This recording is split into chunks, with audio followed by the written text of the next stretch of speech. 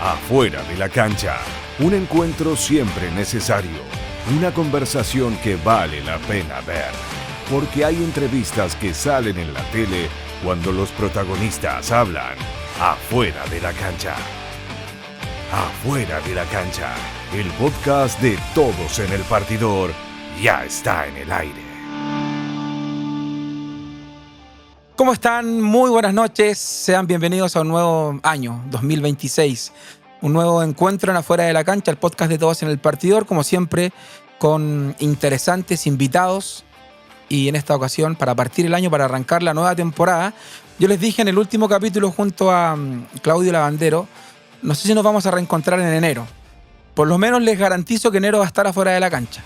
Veamos si en febrero hacemos un receso, pero uno después dice, viene el derbi, vienen los entretelones de la carrera más importante de la quinta región y una de las más importantes en Chile. Entonces, esperemos que esto siga en su rodaje y poder estar con ustedes en Teletrack Televisión, el canal de la hípica en Chile, por supuesto, a quienes nos ven por nuestro canal de YouTube, o canal prestado, Web Hipódromo, donde usted puede encontrar cada uno de los capítulos.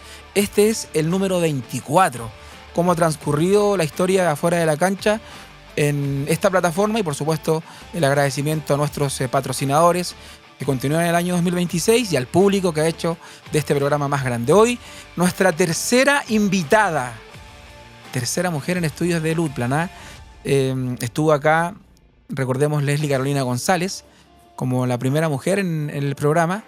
Nos encantó, muy visualizado aquel podcast. Después estuvo Carolina Rojas, que nos contó su trayectoria en Sumaya, lo que ha sido también trabajar como médico veterinaria a lo largo de su historia hípica, y hoy una amiga de la casa. A mí, yo le dije antes de salir al aire, me encantaría que el programa lo presentaras tú.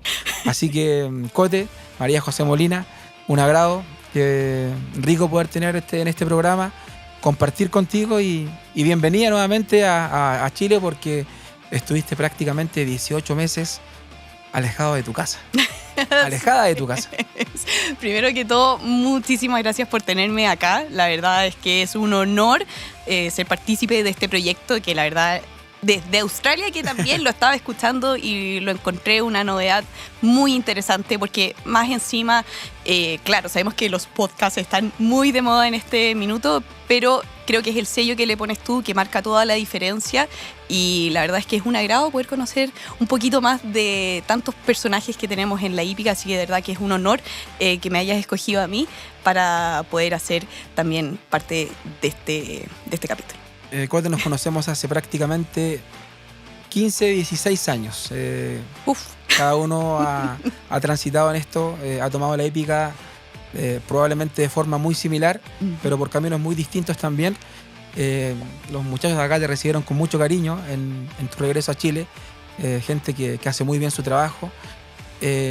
Importante destacar que es el único podcast en Teletrack Televisión y de hípica, donde profundizamos en las historias de los protagonistas.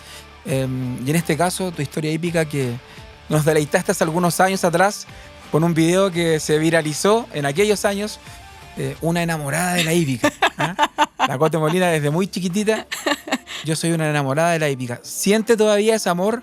¿Creció ese amor? ¿Disminuyó ese amor por esta actividad que la llevas en la sangre, Cote? O sea, sin duda fue increciendo. O sea, totalmente. Creo que es algo que no tiene vuelta atrás. He conocido mucha gente que, claro, de repente trata de dejar la actividad de lado, pero para uno que es apasionado con esto, es muy difícil dejarlo de lado, desconectarse. Ahora que volví hace ya unas 2 semanas desde Australia, o sea, echo de menos estar día a día con los caballos, más encima yo que ahora en último tiempo estaba en un criadero, estar con los potrillitos, ver todo su desarrollo. Entonces, creo que el trabajar con estos animales que son tan nobles, de verdad que es mi motivación para levantarme bastante temprano día a día. Bueno, de ese peregrinar hípico en Australia vamos a hablar un ratito más, por largo tiempo. ¿Qué se echó de menos? Además de la familia, obviamente, que tú eres muy apegada a tu familia, a tu madre, a tu padre. ¿Qué echaste de menos de la hípica chilena propiamente tal? Lo que más eché de menos, yo creo, fue el, ¿cómo decirlo? Como lo diría Gary Medel, es la chispeza del chileno. el poder, y, o sea, yo soy bien buena para el bla bla. Y claro, acá también cuando comencé trabajando como cuidadora en el club hípico, o sea, tirando la talla mientras hacíamos las camas, oye, tenemos que ensillar a este caballo porque va a ir a trabajar también, o sea, y siempre con la música, riéndonos. La verdad creo que el ambiente de trabajo en ese sentido es muy, muy importante, y mantener una comunicación con el otro, preocuparse del otro. Me pasó que mi experiencia en Australia era más bien, claro, yo sé que es un trabajo en equipo siempre, pero había pocas oportunidades en las que en realidad uno podía divertirse con los compañeros o tomar la choca después de terminar el turno. El tradicional desayuno, sí, su almuerzo. aquí no pasaba tanto. Mira. Entonces eso es lo que uno echaba de menos. Y el comunicarse también en el idioma nativo, y más encima con tantas frases que tenemos nosotros que no tienen traducción al inglés. Y si tienen, créeme, yo alguna vez intenté decir y me miraban con una cara muy extraña. Entonces no calzaba. No, definitivamente no tienen traducción al inglés. Exacto. Es imposible traducirlas, sobre todo las que se forman dentro de un corral. Cote, ¿cómo una mujer tan llena de conocimientos, estudiaste leyes, te recibiste de abogado, decide tomar Es un tremendo el trabajo que hacen los cuidadores. Nos sacamos el sombrero con ellos, el estar con el caballo 24/7, el perderse fechas importantes, el ser la mano derecha del capataz y del preparador. Pero tú tuviste un camino importante en la universidad, te recibiste de lo tuyo. Sí, trabajé como abogada también. Trabajaste como abogada, pero buscaste la alternativa de aprender a cuidar caballos para lo que vendría después en el futuro. Exacto. ¿Qué te lleva a tomar esa decisión, Cote? A ver, la verdad es que desde cuando salí del colegio, yo le comenté a mis papás. ¿De cuarto medio? De cuarto medio, claro, que mi sueño siempre fue trabajar con caballos, precisamente ser preparadora de caballos de carrera, y mis papás me miraban con una cara de gordita. ¿Te pegaste la cabeza? Claro. Tienes tan buenas notas como... mira, hagamos algo. Estudia en la universidad y, bueno, luego de eso tú te puedes dedicar a esto. Ellos juraban de guata que después la idea se me iba a olvidar y que... me iba a dedicar a lo que escogiera, porque en ese minuto tampoco tenía claro que iba a estudiar Derecho. Claro. De hecho, iba a estudiar Ingeniería Comercial. Y la verdad también les agradezco a mis papás de haberme dicho de tener una carrera universitaria. Creo que es muy importante, no me arrepiento para nada. La verdad creo que me dio excelentes herramientas para poder desenvolverme en mi vida, no solamente laboral, sino que también para todo. En realidad, más encima el valor que tiene estar. Yo estudié en la Universidad Católica, así que también valoro mucho eso. Y finalmente la decisión la fui tomando, esto bien en conversación conmigo misma. Y era una constante, me imagino, ¿no? Era una constante. Claro. Tenía el bichito. Estoy aquí aprendiendo todo lo que significa para ser abogado, pero tu cabeza está en los caballos. Así es. Y bueno, también me acuerdo cuando estaba estudiando para el examen de grado, se dio la oportunidad de trabajar en el Hipódromo Chile. Claro, no directamente con los caballos, pero para mí, la verdad, era... O sea, si me lo hubiesen pedido hacer gratis, lo hubiese hecho gratis. Porque lo pasaba muy, muy bien. Y siempre me he sentido como en casa, en el hipódromo. Bueno, y... En el rol comunicacional. Exacto, exacto. Pero siempre tenía el bichito de trabajar directamente con los caballos. Y después dije, ¿sabes qué? Estoy joven, estoy soltera, no tengo grandes responsabilidades en la vida. Es ahora o nunca. O sea, si yo me quiero dedicar a esto, no quiero llegar a tener... No quiero ser mayor y decir, pucha, ¿y qué pasa si hubiese hecho...? No, quiero hacerlo. Y por último, si esto no resulta, bueno, lo intenté. Al menos lo intenté. Claro. Al menos lo intenté. Así que ahí tomé la decisión de dedicarme de lleno a esto y la verdad no me arrepiento para nada. Oye, cuando tú dices terminé el colegio, saliste de cuarto medio, convengamos que también en ese periodo de estudiante tu papá ya tenía caballos con algunos preparadores en el hipódromo, en el club hípico, con los colores tradicionales de la familia. Sí. Eso también me imagino que te vincula mucho, te conecta tanto con la actividad, po. Porque ¿cómo llega Cote Molina a la hípica? Si retrocedemos un poquito más en el tiempo, tu papá te lleva, tu papá compra caballos, ¿cómo se conecta tu papá también con ellos? Sí, yo creo que ese es el minuto que mi mamá odió, ¿no? Y lo debe estar odiando. No tanto como esos años, ¿eh?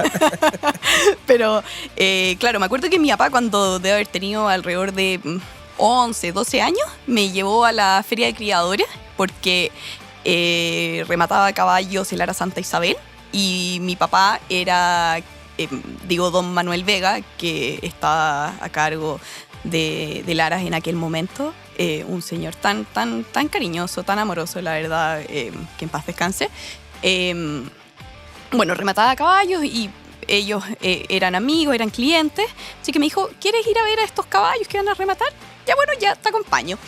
Y fue un amor a primera vista que de ahí en adelante le dije, papá, yo quiero seguir viniendo a esto. Me encantó todo el proceso de desarrollo que hay, porque para mucha gente, quizás las carreras se resumen como en el resultado que ve uno finalmente de lo que es la hípica, pero es todo un desarrollo atrás, la ilusión de los tras bambalinas es maravilloso. Exacto. Y bueno, de ahí la verdad fue un punto sin retorno, porque mi papá en ese entonces todavía no tenía caballos, su abuelo había tenido, mi abuelo, su padre. Y de hecho, uno bien regalón de mi papá era uno que se llama Valedero. Mira. Que lamentablemente está en la misma época de Naspuro, o sea, te estoy hablando comienzo de los 70. Hartos años atrás, pues, y espero también un lapso importante para volver a comprar un caballo o que un caballo tuviera un vínculo con la familia. Exacto, y retomar los colores que eran de mi abuelo, que es el Stud del Molino. Y mi papá es un hombre súper cuadrado, para quienes lo conocen saben cómo es eso, muy estructurado, hasta que el año 2010... ¿Y ustedes no tanto? No, yo no sé a quién salí, no sé a quién me parezco, la verdad. ¿Porque tu mamá también es de ese mismo estilo? Sí. ¿A quién saliste, Cote Molina? No lo sé, y ninguno de los dos me puede negar, porque soy bien parecida a ambos, sí, así que... Exactamente. Pero lo que te estaba comentando... mi papá, claro, siempre iba a las carreras, pero siempre con el bichito de no, yo me voy a comprar un caballo cuando me jubile, cuando ya tenga toda mi vida resuelta. Pero la vida nos sorprende y el año 2010 tuvo un cáncer, un linfoma de no-Hodgkin, que fue súper bravo. Tuvo prácticamente un año en tratamiento. Afortunadamente salió muy bien de esa situación. Nos costó. Estamos hablando de 15 años atrás. Sí. Bastante. ¿Pensaste tiempo. que en algún momento tu papá se podía morir ese año?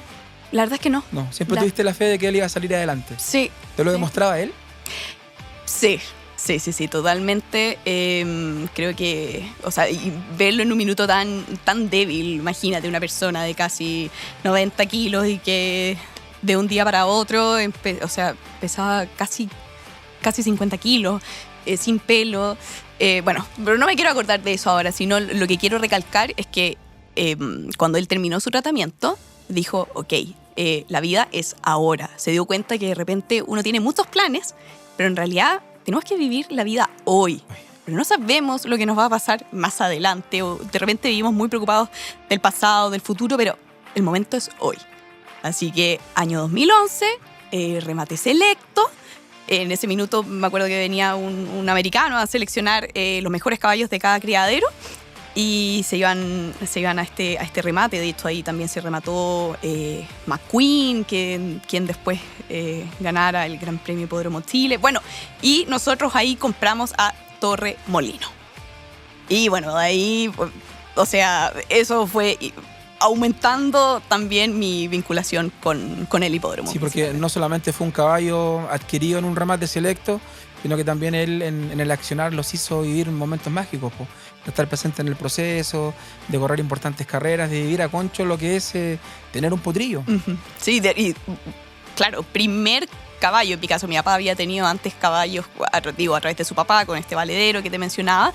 Pero, no es normal que uno compre este primer caballo e inmediatamente estar disputando los clásicos. Me acuerdo, salió de perdedores una jornada del Gran Premio Hipódromo Chile ganó en 1:10:20, que en ese tiempo era muy buena marca para la cancha. Y para sorpresa tuya y del público, José Soto siempre nos envía las carreras del hipódromo, así que tú nos estás contando esta historia y estamos viendo las imágenes de ese día tan maravilloso, que son días imborrables en la hípica. Sí, no, definitivamente no se me va a olvidar porque mi papá invitó más encima a toda la familia, así que familia extendida, así que tenemos una bonita foto. Una bonita foto ahí, después terminar corriendo el San Leyer, una generación que fue dorada, estaba Jaca San, Carlos Gardel, el mismo McQueen. El mismo McQueen, este caballo de los hermanos Díaz, Big Son, muy buenos caballos. Así que pero estaba también Torremolino. Estaba también Torremolino, y la verdad, fue una tremenda experiencia y de ahí, claro, panorama de sábado, todas mis amigas sabían, es el hipódromo. ¿Qué ha significado tu vida desde los 12 años en adelante cuando tu papá te lleva a este remate? Te enamoras a primera vista. No sé si te ha pasado después con algún pololo, algún novio en la vida, de enamorarse a primera vista, pero te enamoraste de los caballos a primera vista. ¿Cómo han sido estos años de ahí en adelante para ti? ¿Qué ha significado para ti el turf? Se siente incómodo al otro lado. Se siente incómodo al otro lado de la cosa porque está acostumbrada a hacer mi rol. Antes de irse a Australia, recordemos que estaba con el programa en Teletrack de Jinetes por Siempre, ¿cierto? Pero normalmente te toca estar acá, donde estoy yo. Y hoy día estaba al otro lado. Es bien extraño estar de este lado del micrófono, pero estoy tratando de darte el mejor material posible, pero la verdad contigo se hace fácil porque más encima somos amigos, así que... y conocemos nuestra historia. Así es. Tanto profesionales como personales. Las personales no se pueden contar mucho acá en este programa. A ver si de repente los podemos sorprender con algo ahí en los próximos minutos. Pero yo sé lo que significa el turf para mí. ¿Para ti qué ha significado este tiempo? El turf para mí, la hípica, es un aprendizaje constante. Porque... y también fijándome en quién es el protagonista del espectáculo acá, que son los caballos.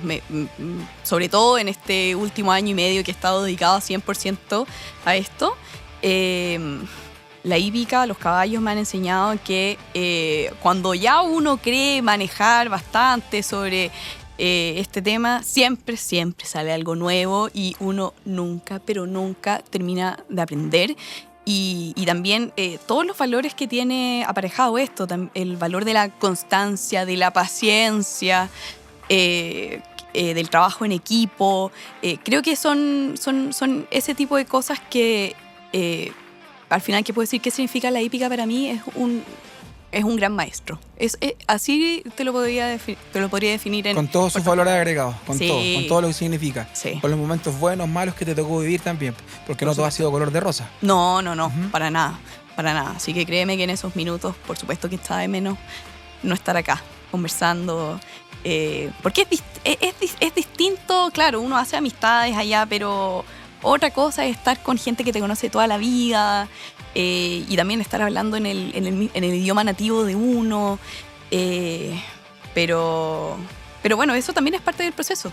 Y creo que finalmente no podríamos saber de felicidad si no pasamos por momentos más oscuros. Exactamente. Y esto que te lleva a trabajar con los caballos, a aprender como cuidadora, ¿era planificado para tu viaje? ¿Necesitabas pasar por ese proceso o tú querías hacer algo mayor acá en Chile antes de viajar? Mira, la verdad es que decidí comenzar como cuidadora porque mi idea era partir trabajando en el hipódromo de Flemington en Australia, como cuidadora también, y no quería llegar, ¿cómo decirlo en palabras bonitas? No quería llegar... sin saber nada. Sin saber nada, Exacto. Sin tener experiencia, entonces... A ver, pero me imagino que había una conexión. Si quisiste trabajar de cuidadora para llegar a ese hipódromo, era porque ya había algún contacto, me imagino, ¿no? La verdad, todo fue por internet. Yo ¿Postulaste? postulé. Ah, mira. Literalmente. A eso quería llegar. Sí. Y les conté la firme a la gente con la cual trabajé allá. Les comenté que mi experiencia era muy poquita, que yo había renunciado a mi trabajo como abogada en mayo, claro, del 2024. Y ahí inmediatamente me puse a trabajar como cuidadora, absorbiendo como esponja todo esto, porque de verdad, o sea, una cosa está relacionada con el mundo de los caballos, pero otra muy distinta es trabajar día a día con ellos. Así que el proceso de sacar la patente acá, de estar trabajando en el corral de José Miguel Álvarez, a quien ¿Tuvo que sacar la patente también? Sí, tuve que sacar la patente, por supuesto. Vamos a hacer las cosas bien. Documento al consejo y todo. Sí, todo. Así que de verdad agradecerle a José, que se portó un 7, y también a todo su equipo de trabajo, a Pablo, a Renato, bueno, todos los chiquillos, que no se me enojen, por favor, porque no la gente del corral. Sí. Mucho. ¿Y cuál fue el primer caballo que cuidaste? Capri la Bella. Capri la Bella. Hoy día está en Viña. Sí. Te echa de menos. La Capri, mira. La Capri la Bella. Así que, no, la verdad es que aprendí un montón, porque más encima fue la paciencia de todos los chiquillos. De repente, yo sé que los cabros se despiertan muy temprano en la mañana, tienen más cosas que hacer. Muchos después trabajan, no solamente como cuidadores, sino que deben trabajar, son empleados de los hipódromos, entonces los días de carreras también están en eso. Y aún así, ellos con todo el cariño del mundo, te dan todas las herramientas para que tú te pudieses desempeñar de la mejor forma posible. Así que eso yo siempre lo voy a llevar aquí en mi corazón, muy atesorado. Y ese proceso de aprendizaje para no llegar de cero, Australia, ¿cuánto duró en Chile? ¿Un año? ¿Menos para poder partir? Menos, porque comencé en mayo del 2024 y yo a mediados de agosto ya estaba viajando a Australia. Mira. Así que fue un intensivo. Exacto. Aunque me demorara mucho haciendo las camas, el chasca siempre me retaba. Quien te está viendo pensará, pucha, a las 4 de los días, de sábado y jueves nos entrevistaba, la veíamos en Teletrack Televisión, ¿cierto? Haciendo notas y en las mañanas estaba con los caballos. Lo tuyo fue más cortito entonces, con los caballos. Sí. Bueno, y de hecho también seguí trabajando en el hipódromo en ese minuto. Entonces lo hacía más rápido esos días y de ahí partía para el hipódromo y además también grabando el programa de la Fundación Jinetes por Siempre. ¿Qué te motiva a ir a Australia? ¿Por qué no Estados Unidos? ¿Por qué no Argentina? ¿Por qué no un aras grande en Chile? Uh-huh. ¿Qué te motiva a ir a Australia? Sí, primero que todo quería algo que me sacara totalmente de mi zona de confort. Creo que eso es importante también para poder crecer, para poder madurar en este sentido. Y además tenía la fortuna de que una de mis mejores amigas de toda la vida se encontraba allá también. Qué bueno. Entonces creo que eso también marcó harto la diferencia. Le agradezco mucho a la Elisa Sidniski. Ella no es hípica, pero Pero le pegaste sí. algo de hípica, ¿no? ¿Le pegaste algo del turf? Pero por supuesto, lo primero que hice cuando llegué allá, le dije, vamos a sacar entradas para la Melbourne Cup. ¿Qué es esto? Me dice. Y yo le dije, da lo mismo, pero es feriado en el estado, así que tenemos vamos porque que... Vamos. Vamos porque vamos. Me dijo, ya, pues bueno, ya. Y después lo pasó muy bien en esa semana, porque no es solamente el día, es toda la semana. Así que, gracias a la voluntad de ella de poder recibirme en su casa y de todos los trámites que cuando uno empieza en un país nuevo, que sacar el RUT, abrir cuenta todo en el banco, todas las cuestiones, el tema de la AFP, allá es la Superannuation, todos esos temas más, buscar una casa para arrendar, todo eso que nadie te lo cuenta, pero que de repente es agobiador, es abrumante. En ese minuto ella fue muy buena amiga conmigo. Y voy a estar infinitamente agradecida por eso. Oye, independiente de que sea la gran amiga de la vida probablemente, renunciaste a tu trabajo como abogado para meterte en los caballos. ¿Qué te dijeron tus papás en ese momento? Porque de alguna forma el ciclo ya habías cumplido. Ya, hoy día soy profesional, hoy día me recibí, hoy día tengo mi título, pero la idea que yo tenía cuando salí de cuarto medio no se perdió nunca. ¿Renunciaste a tu trabajo como abogado? ¿Abogado o abogada? Lo podemos decir. Mi título de la Corte Suprema dice abogada. Así que abogada, sí. Renunciaste a tu trabajo de abogada para seguir con los caballos. ¿Qué te dijeron tus papás en ese momento? Que estaba loca. ¿Qué más me iban a decir? Que estaba loca. Pero la verdad, mira, soy de idea fija y esto le venía dando vueltas hace harto rato. Y después mis papás ya me dijeron, ya, Cote, ¿sabéis qué? ¿Me tenéis loco? Sí, ya, por favor, ya. Hazlo, sí. Así que, bueno, yo sé que quizás no es lo que ellos esperaban para mí, pero a pesar de eso me apoyan en las decisiones que tomo, y eso finalmente creo que es lo más importante. Exactamente. Importante la conversación que estamos teniendo con la Cote Molina. La Cote Molina, que está de regreso en Chile. No sabemos por cuántas semanas, si nos viene a visitar un ratito, si va a estar con la familia, si la vamos a ver nuevamente en el Hipódromo Chile, si se va a quedar en suelo nacional o hay otros planes para este año 2026 que está comenzando. Vamos a hacer un breve paréntesis comercial aquí en Afuera de la Cancha, el podcast de Todos en el Partidor. Ya estamos de regreso para que nos cuente su experiencia en Australia y qué viene en esta temporada 2026 que recién comienza por Teletrack Televisión. Vamos y volvemos luego de esta siguiente pausa comercial.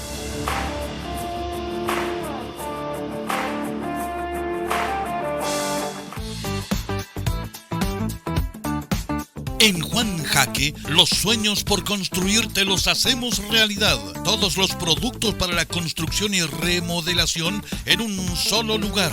Amplia gama de colores automotrices, industriales y para decorar lo que tengas en mente. Nuestro equipo altamente capacitado te espera para entregarte la mejor atención. Es personalizada, son preocupados, me ayudan porque yo no entiendo muy bien de lo que necesito y ellos siempre me están aconsejando y me están atendiendo. Muy bueno el servicio. Si de ahorrar se trata, te esperamos en Avenida Fermín Vivaceta 4652 en Conchalí. Juan Jaque, la esquina de la economía. Juan Jaque no solo es el pinturero de Chile, Juan Jaque es la esquina de la economía para todos.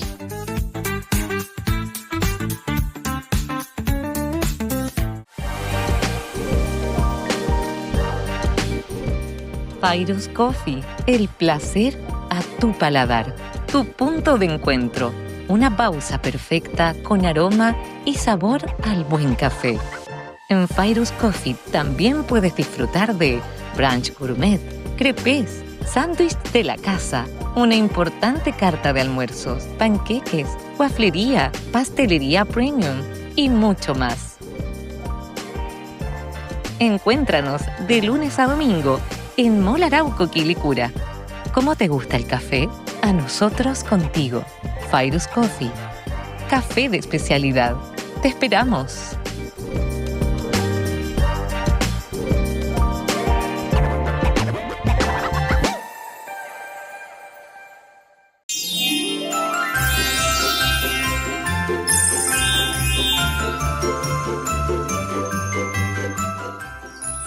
Y yo soy cliente de Barraca San Joaquín hace 3-4 años que estamos comprando fierro acá. Tienen buenos precios, tienen buen servicio de entrega para despacho y también si uno tiene una urgencia puede venir y comprar como inmediato y no tener que esperar nada más.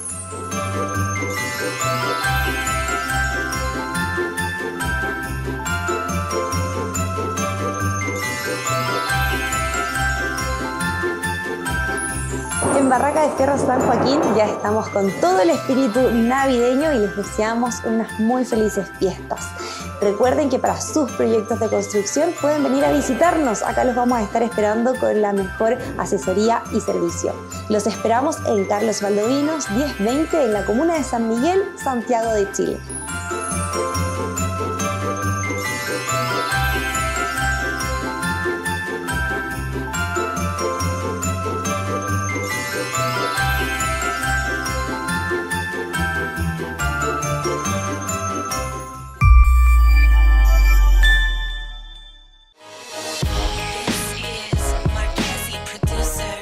Somos Autos Chocados Sincar, más de 20 años en el mercado. Es una oportunidad muy buena para todo tipo de comerciante o la gente que se quiera comprar un vehículo. Puedes comprar un 30 o un 40% más barato del mercado. En Sincar te entregamos transparencia, confianza y tranquilidad al momento de la compra de tu vehículo. Te invitamos, trabajamos con varias plataformas como Autofac, Registro Civil y todo en línea y verificamos que no te puedas encontrar en marzo con algún parte, algo que te pueda prohibir sacar tu permiso de circulación. Bueno, la verdad es que hace mucho tiempo lo sigo en las redes sociales y es una empresa que me da mucha tranquilidad. Mucha gente que conozco ha comprado y siempre ningún problema con la transferencia, así que me voy feliz con mi compra.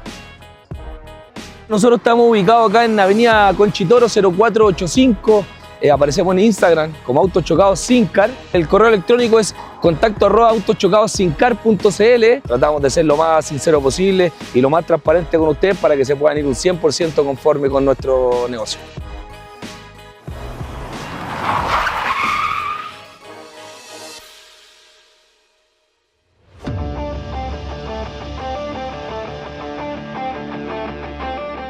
Y nos encontramos de vuelta en Afuera de la Cancha, el podcast de Mario Valdés en Teletrack Televisión. Y primer capítulo de este año 2026. Notable, ¿eh? Notable, aplausos. Ya sé si tengo que tomarme vacaciones. Y si está en Chile todavía, tenemos una tremenda conductora. No, tú eres irreemplazable, Mario. ¿Cómo te has sentido en esta faceta? Costó al comienzo, ¿no? ¿En cuál? Comunicar, en comunicar, en conducir, en hacer la previa de Palmeña junto a Pedro Antonio Molina, en entrevistar en la Troya del Hipódromo Chile. Fueron cosas que fuiste ganando también en la hípica. Sí, mira, la verdad yo te diría que al principio quizás estaba como un poquito más como más cuadrada, más tratando como de hacerlo bien. ¿Cómo poder decirlo? Como estar como dentro de un personaje, no tan risueña como soy yo, pero claro, después con el tiempo, cuando uno le va agarrando confianza, la mano a esto, ya me fui soltando y ser como es uno. Creo que eso es lo más importante. La gente se da cuenta. Y yo creo que eso es importante destacarlo porque te ganaste el cariño de la gente en La Palma. Y finalmente eso no se compra con ningún dinero. Uh-huh. Te lo fuiste ganando a base de tu trabajo. Sí. Uno entiende que no puede ser monedita de oro en No, los medios de no, comunicación, sobre todo en la hípica, para caerle bien a todo el mundo, pero la convicción se lleva por dentro, tú se apaga la cámara y el micrófono, y si tú piensas en tu interior que lo hiciste bien, con eso basta. Pero te ganaste el cariño de la gente de La Palma. ¿Lo sientes así también? Sí, totalmente. ¿Sí? Totalmente. ¿Lo demostraban en la Troya también? Sí, la verdad mira, solamente he podido ir a 2 reuniones en lo que estaba acá de vuelta en Chile y la verdad toda la gente ha sido muy cariñosa, tirándome la talla al tiro y eso yo decía, oye, esto es lo que echaba de menos. O sea, desde antes de entrar al hipódromo, me acuerdo, me encontré con el tío Pato, que se pone ahí a la salida en la plaza, sí, junto a su señora. Es que lo vamos a traer. Es que lo encuentro, él es lo máximo, es de un cariño increíble. Imagínate, cuidador de caballos, cuidador de O'Connor, campeones, de Winfier, de tantos otros. El local con su esposa ahí afuera del Hipódromo Chile, que es un sector emblemático. No, y después de imagínate. Y después de tener muchos problemas de salud que lo sacó para adelante y ahora está hecho un roble, la verdad es que casi me pongo a llorar cuando lo veo. Vale la pena tenerlo acá, que nos cuente su historia. Sí. Su testimonio. Un muy buen invitado tienes ahí. Así lo tenemos para el mes de... No lo voy a decir todavía, pero hablamos con él el otro día ahí afuera del Hipódromo Chile. Este reencuentro que siempre te llena, que siempre se necesita, el tomar desayuno donde Raúl. Con Raúl también. Sí. Era tu lugar estratégico, te lo digo desde como te observábamos. Cuando estabas en la Troya, tú no ibas al cuarto piso, al side layer a tomar una 11, sino que ahí. No, ahí, es que... En ese restaurante de la Sala de Jinete. Es que ahí me siento cómoda, me conocen también de cabra chica, entonces la verdad, para mí es un espacio muy cómodo, ¿verdad? No te miento cuando te digo que lo siento mi casa. Entonces, poder compartir con la gente ahí, además yo soy muy, muy buena para el bla bla y me encanta saber cómo está la gente, o sea... Creo que es más allá de hola, ¿cómo estáis? Porque eso es como medio frío y la verdad, a mí me... La cual te dice, yo de frío no tengo nada. Oye, ya, Mario, estamos... Pongámonos serio. No, pero hablando en serio, bueno, digámosle una palabra más bonita, uno es cálida. A mí me interesa mucho saber del otro, que el otro esté bien y estar en las buenas y en las malas. Hay mucha empatía de su parte. Sí, sí. Y creo que es muy importante también saber de lo bueno y lo malo de las personas, porque así uno los va conociendo. Los va conociendo y creo que es muy importante hacer comunidad con la gente. Exacto. Eso es lo que... Y la hípica muchas veces pierde esa comunidad. O sea, no solamente la hípica, en hartas partes, ¿sabes? En hartos trabajos, en hartos rubros, pero nosotros que queremos tanto la hípica, queremos que esa comunidad por lo menos se mantenga ahí. Sí. Latente, viva. Es muy importante. Para que no se pierda. Es muy importante. Hace 18 meses tomaste una de las decisiones más importantes de tu vida. Dejar el país. Y no solamente por un viaje, como hiciste muchas veces, para un latino, para una Breeders' Cup, para ver carreras en algún hipódromo de Norteamérica. Ahora era una decisión de poder radicarte en otro país. Y en un rol distinto. En un Sí. rol distinto. Probablemente tú lo dijiste al comienzo, en la casa de una amiga de toda la vida. Pero ¿cómo fueron estos 18 meses? ¿Cómo los puedes resumir? Cuéntanos. Queremos que el público de afuera de la cancha que te está viendo en Teletrack Televisión sepan qué pasó contigo en estos 18 meses. Sí, la verdad, yo creo que este proceso y en el cual todavía estoy, o sea, esto no lo terminé acá. Yo pretendo seguir en esto, sigo en un... Convengamos que estás en vacaciones.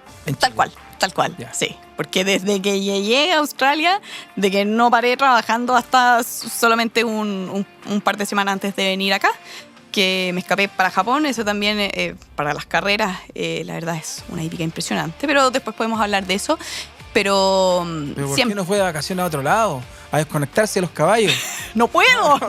Se fue de vacaciones a Japón, a las carreras. Ya.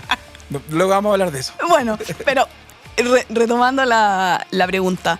Espérate, recuérdame, ¿cómo era la pregunta exactamente? ¿Cómo han sido estos 18 meses contigo? ¿Cómo han sido estos 18 meses? ¿Qué significado para tu vida? Un proceso de maduración y de aprendizaje constante, y también yo creo que de ser más humilde finalmente, porque de repente uno dice, pucha, uno cree saber las cosas, pero al final resulta que esta gente puede tener otro método y que igualmente llega a resultados. Y aprender a trabajar en equipo, creo que también el poder desarrollarse y expresarse correctamente en otro idioma, y no solamente compartir con gente que ellos, o sea, la gran mayoría de mis compañeros, su primera lengua no era el inglés, sino que era muchos franceses. Me tocó, claro, el primer idioma tampoco era el inglés, así que no, fue muy divertido eso, y creo que lo que más puedo valorar es el proceso de aprendizaje, de maduración, y que, mira, la verdad, para que tú sepas, yo cuando partí trabajando, el primer día, dije en un minuto, y es que yo no sirvo para esto, porque más encima había que partir a las 3 de la mañana. Eso significaba que yo me tenía que levantar como a las 1:30 para estar allá a las 3 de la mañana, porque no vivía tan cerca del hipódromo. Y ya cuando llegué de vuelta de mi primer turno, dije... ¿Que terminaba a qué hora? Terminaba alrededor de las 9:30. Ah, ya. Pero ¿ahí quedas libre? No, tenía que volver a las 12 del día y estar hasta las 2 de la tarde, ¿ya? Y dije, no, es que no sé si pueda con esto. Y de hecho ahí transcurrió una semana y me van a creer que me echaron del trabajo por mensaje de texto. Y ahí, esa fue mi primera gran decepción. Yo dije, cresta, parece que efectivamente no servía para esto. Y la persona a cargo, porque ni siquiera era la preparadora en ese minuto, sino que era el capataz. La preparadora solamente la vi una vez en toda esa semana. Ya está principalmente basada en Sydney. Me dijo, la verdad, necesitamos gente con más experiencia, así que lo lamento mucho, pero no vuelvas mañana. Y yo, cresta. Un balde de agua fría, ¿no? Un balde de agua fría, me acuerdo, era... ¿Para lo sensible que usted también? Sí, imagínate que había tomado esta decisión. Imagino tu cara en ese momento. No, o sea, menos mal estaba junto a mi amiga que te comentaba, la Elisa, para ayudarme con esto, y me dijo, ya, ok, llora un rato esta tarde y día siguiente, o sea, vas a imprimir currículum esta tarde y día siguiente te vas a tocar las puertas del hipódromo para conseguir pega. O sea, tú aquí viniste con un propósito. Que esto, o sea, ellos se equivocaron, no te preocupes, tú eres buena en esto porque tú tienes una motivación detrás que yo conozco poca gente así. Uh-huh. Así que... Se cerró una puerta, pero hay miles de ventanas. Y al final fue para mejor. Mira. Al final fue para mejor. Y claro, ahí ya, o sea, estuve muy triste ese día. Y día siguiente, tocando puertas, y me topé ahí con una persona que me recibió con los brazos abiertos. Y yo le conté la firme, le dije, oye, yo no tengo es básicamente experiencia con caballos, pero me fascina trabajar con ellos. Les tengo un cariño enorme. Creo que no hay mayor felicidad que trabajar con estos animales que son tan nobles. Me dijo, ya, ok, partamos con una prueba y después vamos viendo. En el camino. Y bueno, ahí finalmente fue viento en popa y solamente fue un pequeño desliz en el camino ese que tuve al principio. ¿Cuántos caballos cuidan allá? Mira, 1, 2, 3. ¿Cómo es muy distinto que en Chile?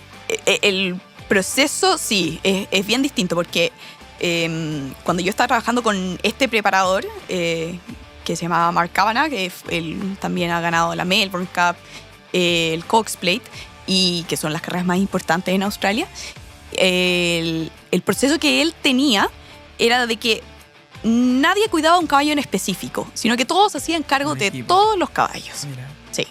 Así que la verdad, uno, bueno, conocía a todos los caballos bastante bien, pero claro, yo de repente estaba de menos poder tener esa cercanía que uno tiene con un caballo en específico. En especial, claro. Sí. Como ocurre en Chile.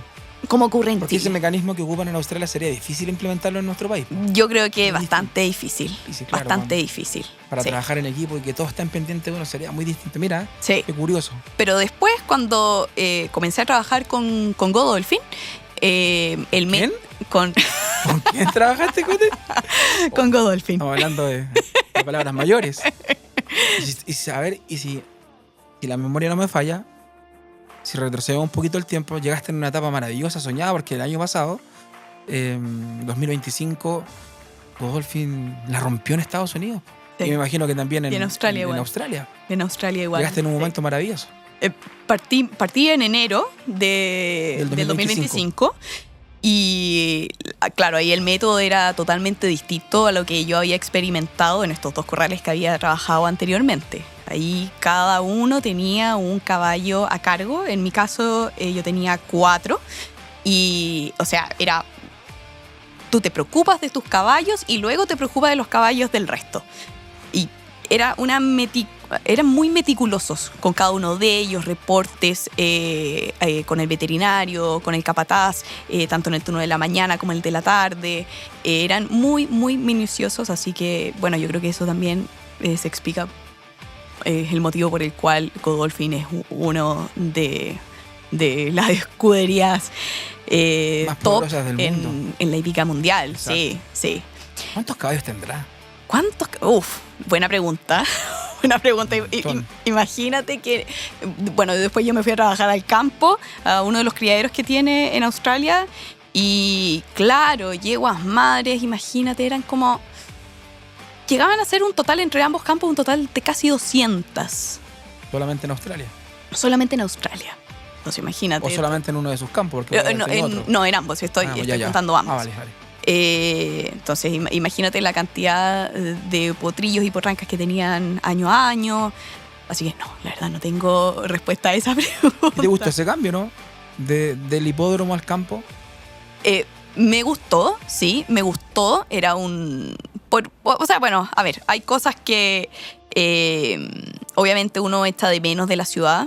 Por ejemplo, todo esto coincidió cuando yo me cambié al campo, fue que mi amiga con la cual había estado estos primeros meses, ella se fue de Australia, entonces yo me quedaba sola, era cambiarse de casa, irse a un lugar alejado de la ciudad en donde había hecho amigos también, pero por otro lado tenía un horario mucho más amable, o sea, comenzaba a las 7 de la mañana, no a las 3, así que no, créeme que eso es... Claro, y con un cambio de horario para Chile que perjudica a cualquiera. Sí. ¿Cuántas horas de diferencia? ¿13, 14? ¿no? 14. 14 horas de diferencia, imagínate. Cuando nosotros estamos durmiendo, ustedes están en pleno trabajo. Tal cual. O sea, la única ventaja que tenía de trabajar a las 3 de la mañana era que en el trayecto que iba manejando, yo estaba, claro, 3 partiendo de la mañana, ustedes estaban como casi hora de almuerzo. Entonces yo me iba conversando con mi mamá, con mis amigas en ese tiempo. Pero claro, mira, a la gran conclusión que he llegado es que de todo se aprende y el proceso también, partir algo nuevo para mí como era la crianza, un proceso muy, muy bonito. Pero claro, también más alejado de lo que es los amigos, pero también tuve la oportunidad de conocer gente nueva y que hasta el día de hoy sigo hablando con ellos. Siento que todo lo que te ha tocado vivir en este periodo de vida, cada cosa te ha servido. Sí. Para construir a una futura preparadora, ¿por qué no decirlo? Bueno, ¿Te gustaría llegar a ese sueño Cote definitivo de decir, pucha, definitivamente, valga la redundancia, voy a preparar caballos? No sé si en Chile, no sé si en Australia, no sé si en Estados Unidos, pero te gustaría, me imagino, cumplir ese sueño, ¿no? Y es que yo creo que ahora, con toda la experiencia que he reunido, no sé si ahora la preparación de caballos es lo que más me llama la atención. Creo que hay... Claro, la hípica en Chile es un mercado mucho más chiquitito, pero con todo lo que vi en Australia ahora, con mi viaje a Japón también, o sea, hay un universo de un mundo de cosas por hacer, por poder aportar a la hípica. Y creo que cada vez la preparación se va alejando de ese objetivo que voy viendo yo. Porque era lo que querías del colegio. Exacto. ¿Ah? Imagínate. Pero con esta experiencia que he también adquirido durante estos meses, me he dado cuenta de que hay más oportunidades en otro tipo de trabajos que son igual de necesarios para la actividad. Creo que, bueno, todos los roles están interconectados y nos necesitamos del uno al otro. O sea... Sí, yo tengo una frase de vida. A veces no solamente te tienes que quedar pendiente del árbol. Hay un bosque atrás. Sí. Tu árbol era preparar. Ese era tu árbol. Hoy día estás viendo el bosque. Sí, en toda su dimensión. Y te encontraste con mayores oportunidades. Totalmente. Y también conociendo a varias personas que me han orientado en ese camino y cómo poder sacarle el mayor provecho, porque también me parece que para ser preparador, claro, no es solamente llegar y dedicarse a esto, hay que tener un talento detrás. Y creo que mis talentos no van necesariamente por esa área, sino que... ¿Este tiempo te sirvió para descubrir esos talentos? Sí, también. Mira. También, totalmente. Así que por eso te digo que todavía estoy en un proceso de formación y que me gustaría de todas maneras poder seguir viendo las distintas áreas que tiene todo lo que es la hípica. O sea, ya estuve trabajando en un hipódromo, también en un criadero, pero también hay otros mercados detrás. O sea, todo lo que es el proceso de venta, el proceso también de ya no cuando están los porrillitos chicos, sino cuando tienen ya un año, ya están destetados y ya empiezan a prepararse para ir a los hipódromos. Entonces, hay tantos temas todavía por cubrir y que quiero seguir conociendo y aprendiendo para finalmente poder situarme en algún área. Mira, usted va a ser la defensora de sus propias decisiones, pues, así que como buena abogada, la defensora de sus propias decisiones. Un tiempo maravilloso que no lo cambies por nada. No, por nada. No, por nada. Creo que también el hecho de poder estar lejos de una zona cómoda, como es el país, donde uno tiene su familia, su amigo, te hace ver, te hace valorar más las cosas.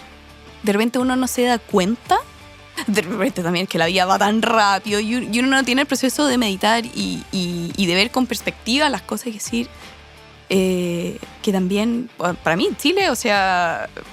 es un tremendo país, tenemos una hípica que tenemos que cuidar, para mí eso es muy, muy importante y tenemos un potencial tremendo y yo de verdad veo la hípica a largo plazo y me gustaría que esta actividad en el país continuara siempre y mejor.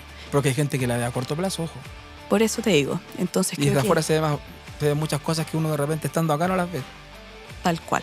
Entonces creo que tenemos un potencial tremendo y que si queremos tener una hípica sostenible en el tiempo, tenemos que ponernos a trabajar hoy, no pensando en el día de mañana, sino en las próximas generaciones que vendrán.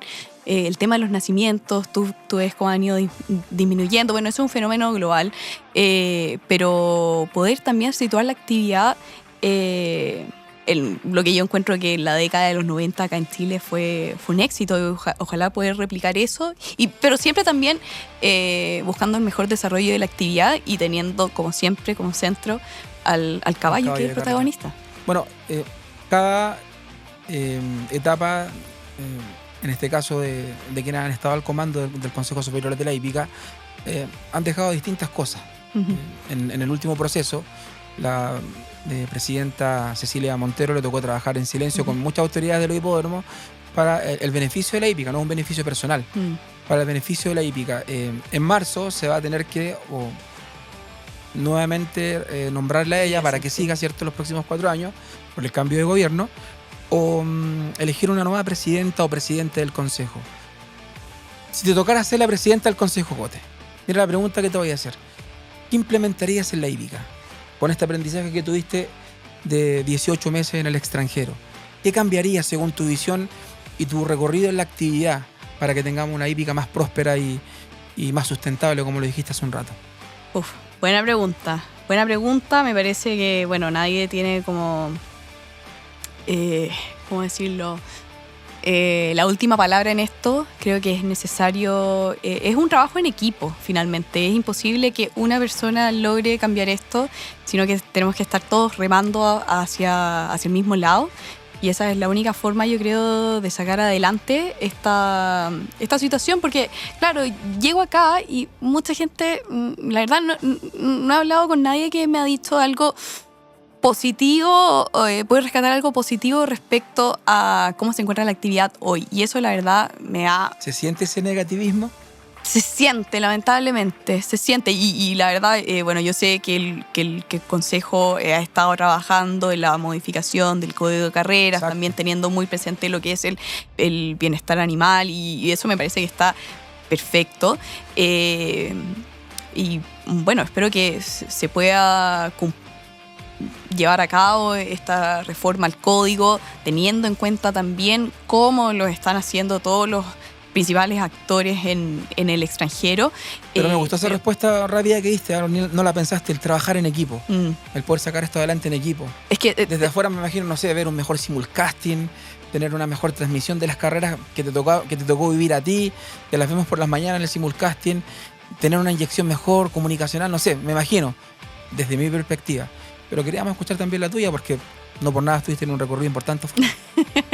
Sí, así es. Y no te digo que todo sea perfecto afuera, para nada. O sea, hay muchas cosas que yo decía, prefiero como lo hacemos en Chile, y hay cosas que me llamaban mucho la atención, porque finalmente nadie tiene como la fórmula perfecta, pero me parece que también con este recorrido que yo estoy haciendo de estar en Australia, y no descarto estar en otros países en el futuro, es poder rescatar lo mejor de cada uno, porque si queremos de verdad, te repito, hacer de esta actividad una a largo plazo, es necesario, primero que todo, que rememos todos para el mismo lado, teniendo en consideración al caballo como el protagonista, el elemento principal de esto. Gracias a ellos estamos todos nosotros acá, y bueno, tener el compromiso de cada uno de los estamentos. Mira, nos quedan 3 minutos de programa, aunque tú no lo creas, pasó volando. Te voy a dar un minuto para que nos cuentes, de tu experiencia en Japón, desde ahora ya. Ay, ¿Usted sabe resumir? Arigato konnichiwa. Arigato gozaimasu. No, la verdad, creo que Japón hoy en día es la hípica número 1 en el mundo. ¿Sin duda alguna? Sin duda alguna, sin duda alguna. O sea, yo he tenido el privilegio de poder estar en Europa, en Estados Unidos, en Australia, aquí en Latinoamérica, y la verdad, Japón me dejó impresionado, no solamente por el nivel de las instalaciones, sino también por el carácter y la educación de cada una de las personas que trabaja en la hípica. Ellos tienen eso aquí, bueno, es algo también cultural, pero es el respeto además que tienen por el animal. O sea, nunca me había pasado de entrar a un hipódromo en una Troya que estaba todo el mundo en silencio cuando estaban los caballos alrededor, porque sabían que si gritaban, hacían cualquier cosa que podía exaltarlos a ellos, iba a ser perjudicial para estos animales. Y más encima, yo creo que lo más palpable fue cuando en la última versión de la Japan Cup gana un caballo internacional, no un japonés, que eso no pasaba en décadas. Años, claro. Y fue una reverencia, un aplauso de todo el público japonés, yo creo que no existe algo comparable. La verdad, a mí me llamó muchísimo la atención el nivel educacional que ellos tienen y cómo lo transmiten a los caballos, y también teniendo presente las comodidades de que cada estamento necesita para hacer su trabajo de la mejor manera. Impagable. El sí. Siguiente minuto. ¿Qué significó esa estadía en Australia con el año maravilloso que les tocó vivir el año pasado a Godolphin? Ganando etapas de la Triple Corona estadounidense, una jornada que fue histórica, se ganaron todo un día. Sí, el primer fin de semana de mayo, donde ganaron en Estados Unidos el Kentucky Oaks, el Kentucky Derby, también en Inglaterra el Derby de Epsom, las Oaks, y Australia no se quedó atrás, ya que a fines del año anterior también ganamos el Victoria Derby. Eso fue un triunfo que lo sentí como propio, porque eso fue un caballo que yo trabajaba día a día, así que muy contenta por eso.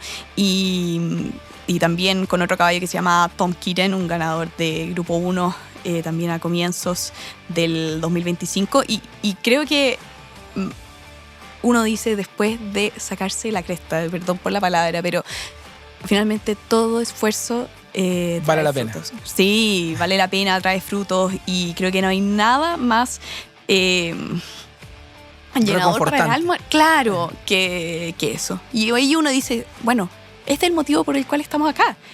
Y esto es hoy, y mañana vamos a seguir con los que vienen más adelante, así que esto no para. Y esa puerta que se te cerró te permitió esto que nos estás comentando. Tu cámara, Cote, para despedirte de tu gente, de tu familia, lo que quieras decir desde ahora ya, en este último minuto de programa. Ya. Soy mala para la síntesis, pero la verdad agradecer primero que todo el tiempo que me diste, Mario, para poder compartir acá contigo de este bonito proyecto que tienes. Creo que es muy importante para la hípica tener estos espacios, así que te felicito por eso, así que muchas gracias. Y también, por supuesto, mandarle un cariñoso abrazo a toda la afición hípica. La verdad que los echaba mucho, mucho de menos, a mis papás también, a mi abuela, mi nona querida, a José Miguel Álvarez y a todo su equipo de trabajo, a Pablo, a Renato especialmente, que cuando no era nada me dieron toda la ayuda desinteresadamente, y yo puedo decir que gracias a ellos también estoy donde estoy el día de hoy. Bueno, este programa no solamente lo van a ver en Chile, en Estados Unidos, en Australia, en muchas latitudes, así que agradecerte este tiempo. ¿Cómo está el corazón? ¿Bien? Sí. Te lo pregunto como amigo. Sí. ¿Está tranquilo? Está tranquilo y contenta. Oye, y le vamos a tener que poner subtítulos al podcast para que lo podamos internacionalizar. Exacto. Vamos a tener que decirle a nuestro equipo ahí que lo vamos a tener que traducir en australiano. En japonés. En japonés también, para que lo puedan ver en todos lados. Así que ha sido la primera edición de este año 2026 en Afuera de la Cancha. Nos vamos a reencontrar la próxima semana. Recordemos que pasado mañana, para quienes nos ven en vivo, se corre la Copa Jackson, así que atentos a esa importante carrera, la antesala al máximo desafío, el Derby. Nos reencontramos en una próxima ocasión. Ha sido todo por hoy, porque hay historias que se tejen dentro de la cancha, pero todos los pormenores son importantes escucharlos y conocerlos afuera de la cancha, el podcast de Todos en el Partidor. Hemos presentado Afuera de la Cancha, un encuentro siempre necesario, una conversación que vale la pena revivir, porque hay entrevistas que salen en la tele cuando los protagonistas hablan afuera de la cancha. Afuera de la Cancha, el podcast de Todos en el Partidor. Nos encontramos la próxima semana. Las opiniones vertidas en este programa son de exclusiva responsabilidad de quienes las emiten y no representan necesariamente el pensamiento de Todos en el Partidor Producciones.